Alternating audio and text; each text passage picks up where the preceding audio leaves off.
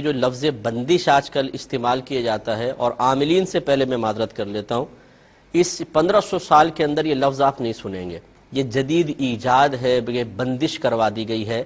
شرعی لحاظ سے بندش کا کوئی تصور نہیں ہے.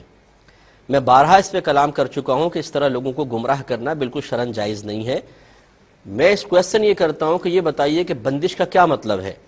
اگر آپ کہتے ہیں کہ جی رشتوں میں بندش ہے، اولاد پیدا ہونے میں بندش ہے، نوکری میں بندش ہے، کاروبار میں بندش ہے، کیا آپ یہ کہنا چاہتے ہیں کہ اللہ تبارک و تعالیٰ تو آپ کو کاروبار چلانا چاہتا ہے لیکن اس نے بندش قائم کر دی؟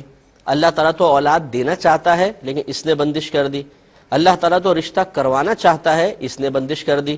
اگر یہ واقعی تصور ہے تو یہ تو کفر ہے، کیونکہ کون ہے جو اللہ تعالیٰ کے فیصلوں کو روک دے یا اللہ تعالیٰ کے فیصلوں کو بدل دے؟ اس کا مطلب یہ ہے کہ آپ یہ بندش کا لفظ کہہ کر یہ ثابت کرنا چاہتے ہیں کہ کوئی جادوگر یا عامل اللہ تعالیٰ سے بھی زیادہ طاقتور ہے، کہ اللہ تعالیٰ کسی کو اولاد دینا چاہتا ہے اور وہ اس کو روک دیتا ہے. تو اس کا مطلب تو یہ ہوا کہ یہ اللہ سے بھی طاقتور ہے، اور یہ عقیدہ کفر ہے. اور اگر آپ کے نزدیک بندش کا یہ تصور ہے کہ اللہ تعالیٰ کسی کو اولاد سے محروم رکھنا چاہتا ہے مثلا 3 سال تک، اور اس نے بھی جادو کروا دیا کہ 3 سال تک اس کی اولاد نہ ہو اور نہیں ہو رہی، یہ بندش ہے، تو پھر اس میں بندش کہنے کی ضرورت ہی کیا ہے؟ یہ تو اللہ کا فیصلہ ہے، اللہ کا حکم ہے. یہ کیوں نہیں کہتے کہ جی یہ کوئی بندش نہیں ہوتی ہے، اللہ کی مرضی سے ہو رہا ہے سب کچھ. اگر کسی کی شادی میں دیر ہے، میرے رب کی مرضی ہے. کسی کی اولاد نہیں ہو رہی، یہ میرے رب کی مرضی سے ہے. کون ہے جو اللہ تعالیٰ کے فیصلے کو بدلے؟ لا تبدیل لکلمات اللہ، لا مبدل لکلمات اللہ. اللہ تعالیٰ کے کلمات تبدیل نہیں ہوتے، اللہ تعالیٰ کے کلمات کو بدلنے والا کوئی نہیں ہے. لہٰذا اس قسم کے تصورات قائم کر کے لوگوں کے لیے ان آستانوں پر اور ان جادوگروں کے پاس جانے کے راستے کھول دینا کہ جو عزتیں بھی لوٹ رہے ہیں، پیسہ بھی لوٹ رہے ہیں، لوگوں کو پاگل بنا رہے ہیں. ضروری نہیں ہے کہ آپ اگر جواب دیتے ہیں تو سب کے سب آپ ہی کے پاس آئیں گے. لوگ لاکھوں کروڑوں لوگ ہیں جو اس قسم کے پروگرام دیکھنے کے بعد اس قسم کے جعلی لوگوں کے ہاتھوں میں لٹ رہے ہیں مسلسل، اور اس کا ذمہ دار وہ شخص بھی ہے جو مکمل شرعی تعلیم کے بغیر اس طریقے سے جوابات دے تو وہ قابل گریفت ہے. لہذا بندش کا کوئی تصور نہیں ہے بھائی جان. صحابہ کرام علیہم رضوان صرف ایک عقیدہ رکھتے تھے، اگر ان کو کوئی کسی چیز کی رکاوٹ محسوس ہوتی وہ کہتے میرے رب کی مرضی ہے، ہم اپنے رب کی رضا پر راضی ہیں. تو وہ اطمینان رہتا تھا، قلب بھی مطمئن، ذہن بھی پرسکون، ایمان بھی مضبوط. آج ہمارے ایمان اتنے کمزور ہو گئے ہیں کہ اللہ تعالیٰ کی آزمائش کا تصور ختم. اللہ تعالیٰ سے امیدیں معاذ اللہ منقطع ہوتے ہم نے دیکھی ہیں.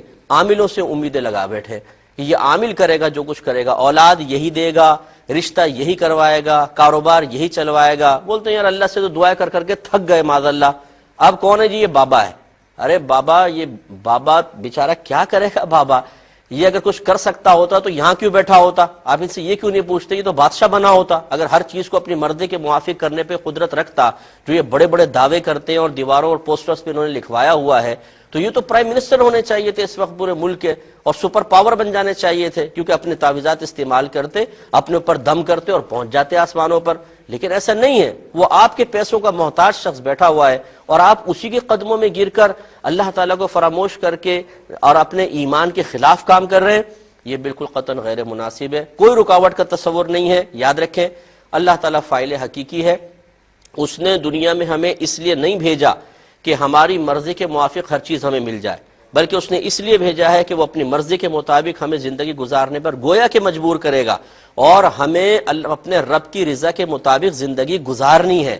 اس نے جو ہمارے حق میں فیصلہ کیا ہے ہم نے اس کو قبول کرنا ہے. اسی کا بدلہ آخرت میں اللہ تبارک و تعالی ہمیں عطا فرمائے گا. جب انسان اللہ کی رضا پر راضی نہ رہے بلکہ اس کی تمنا یہ ہو جائے کہ اللہ تعالیٰ میری مرضی کے مطابق چلے، اور پھر وہ دنیا کو جنت بنانے کی کوشش کرے کہ یہاں جو کچھ میں چاہوں مجھے مل جائے، بس یہی اس کی میجر مسٹیک ہے. اور اس نے گویا کہ نہ اللہ تبارک و تعالیٰ کی حکمتوں کو سمجھا، نہ دنیا میں آمد کے مقصد کو سمجھا، تو وہ تباہ و برباد ہوگا.